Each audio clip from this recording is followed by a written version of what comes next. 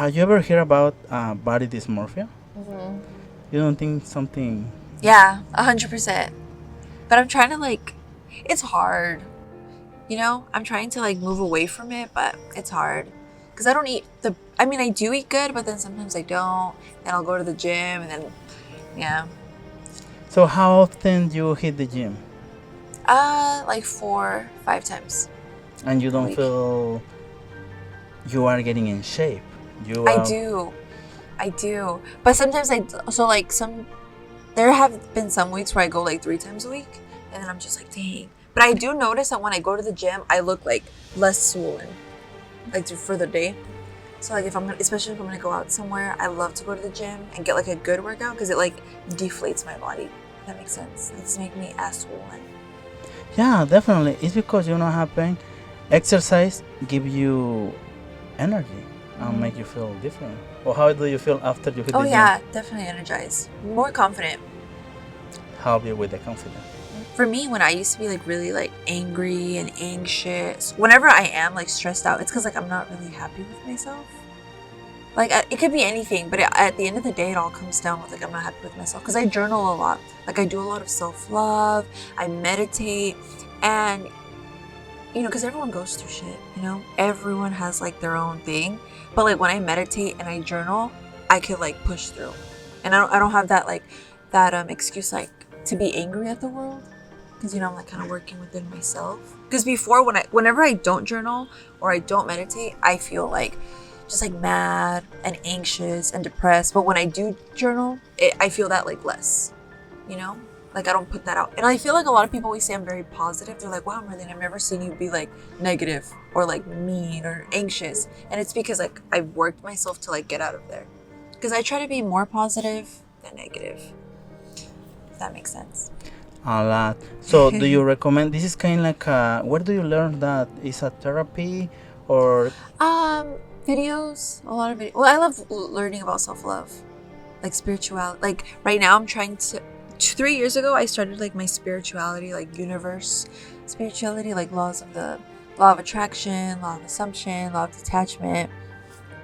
Um yeah, and I would like put that into practice and like gratitudes, like being grateful, and then like if you if you're if you look at things in a positive way, positive things are gonna happen to you.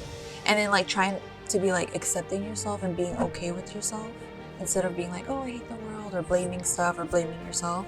So this is like 3 years of like learning and practicing. But I'm like redoing it again. Not redoing it, but like re-practicing. Because I kind of stopped for a while. But yeah. kind of like reprogram yourself Mm-hmm. to love yourself more? Mm-hmm. Now you open about the journal and meditation. Anything else for these young women? Like they are not alone. Yeah, definitely not alone. I feel like yeah, that's like a big thing. For me, like what I do for a lot of people that they really appreciate about me, because my best friend did this to me, is reassurance.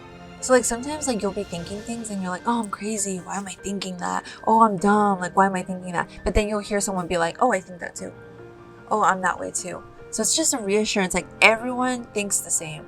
Like that's something that I've learned about spirituality. Everyone's the same. Like most girls that I've known, I'm like, hey, do you deal with this too? And they're like, yeah. And I'm like, me too. Or I'm like, dude, I'm crazy. Why am I so anxious? And they'll be like, no, I've felt it that way too. You know? So having reassurance makes you feel like, wow, I'm not alone. So I feel like a lot of people aren't. They just need to find like the right people to reassure themselves with. So that's why I listen to a lot of podcasts who relate to me, or like that I relate to. Like they'll be like, "Oh yeah, I've gone through all of this," and I'm like, "Wow, I've gone through similar stuff." And then they talk about how they healed through it, what they do. They'll be like, "Oh yeah, I cry all the time, but I'm okay." And it's like, "Wow, I cry all the." It makes me feel like okay, just because I cry, I'm not weird, you know, or I'm not alone crying. Sometimes one thing leads you to the other one. For example, you don't feel comfortable, like you mentioned, with your stomach, with your arms, and because of that, you are thinking you are not a pre-human. I feel like I'm not gonna lie, when I eat good and I'm like doing my self love and doing like all of that, because like I feel like eating good is a form of self love. Because when you eat like shit, like you know you're not gonna feel good after. So, you know, like you eat it and then you're eating it and you're like, wow, I don't feel good eating this, but I'm still eating it. So, um, that's one of the reasons why I go to the gym, because I feel like that's like something that's helping with me mentally.